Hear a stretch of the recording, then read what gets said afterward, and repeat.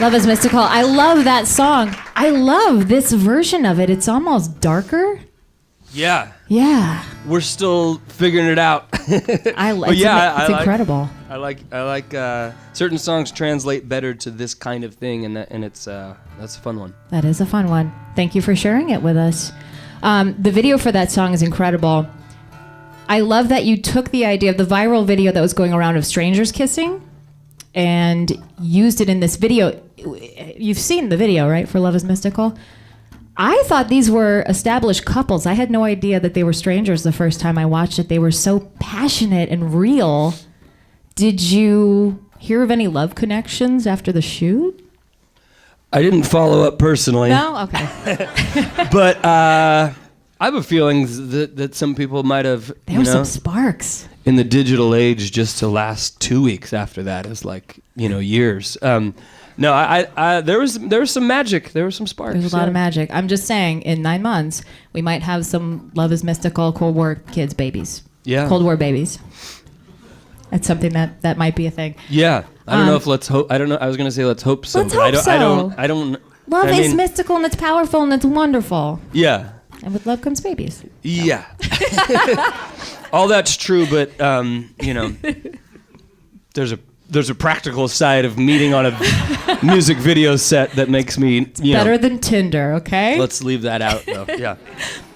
The line in that song that you drink for inspiration sticks out to me, and I'm curious if there's something that sticks out to you, a great thing that's happened whilst drinking, or something that seemed you were inspired and it seemed like it would be a great idea, maybe didn't turn out so much.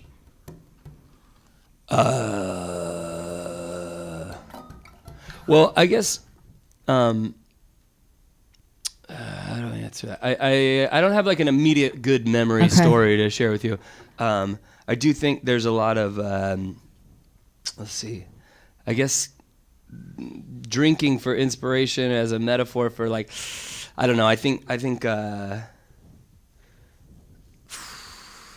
it might not necessarily mean alcohol. It's drinking in your surroundings also. Thank you. Yes. I mean, geez, just extrapolating. It's early. You guys have been driving all night. Yeah. No, that's great. I mean, it is. I think that moment for both literally for us, we made this record in between tour and being at home, and to kind of work in two places at once, both being on tour and doing this and doing what we do in the away life, and then come home and try to kind of draw from that well of creativity to tap into that. I think is, it's both, it's hard because you're sort of, you don't have the distance to be able to do that in the same way that you do when you're home for a while. And so I think in a lot of ways that's kind of what that song is like, as an artist, like what does it take to get to that that place when you're not there? And yes, drinking for inspiration can sometimes work. Sure. Yeah. I was wondering if that was the situation with you taking a picture inside the Frank Lloyd Wright house, that you're not supposed to take pictures in. Wasn't sure if you were going to be in jail for that. Oh. That was a sober decision, or? Oh yeah. Awesome. Yeah. Crystal Bridges. That's where that was. Yeah. Okay. Yeah. I just know you broke the rules. Yeah. So you can get that as an instant download when you pre-order the album LA Divine, which will be out on April 7th. Los Angeles, I read you say, type maybe, that wasn't a real source of inspiration for you before. And now, obviously, it is. It's inspired a lot of this 6th studio album. Mm-hmm. What changed? Well, I guess like when we all grew up in Southern California area. Stop. Thank you. Sorry, embarrassed girlfriend. And I think that I always had this sense that all the kind of cliches of LA, if you've been or haven't been, is that you go for a week or 2 weeks and it's all spread out and scattered and you don't know where to go, and it just feels very disconnected. And I think that was my experience growing up. I always thought that I would move away, and then touring for years, kind of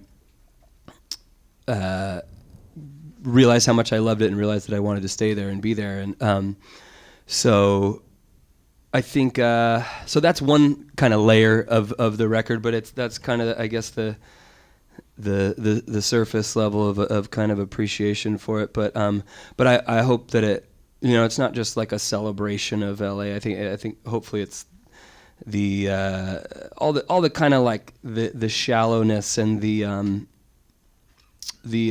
people that are there trying to make it an entertainment and everything. I want there to be some something kind of cynical about that as well, because it's not like other places, and it's as I get older and and we're away so much, I of course am very aware of that, and want that to be a criticism, I guess, or something too. I don't know. It's also the thing where we just. I'm brand new about talking about it, so I always think that when we first start doing press, it takes like a month for me to get your ducks in a row. Yeah, I don't know what I'm saying. That's right. We're getting the raw Nathan right now. I love it. Yeah.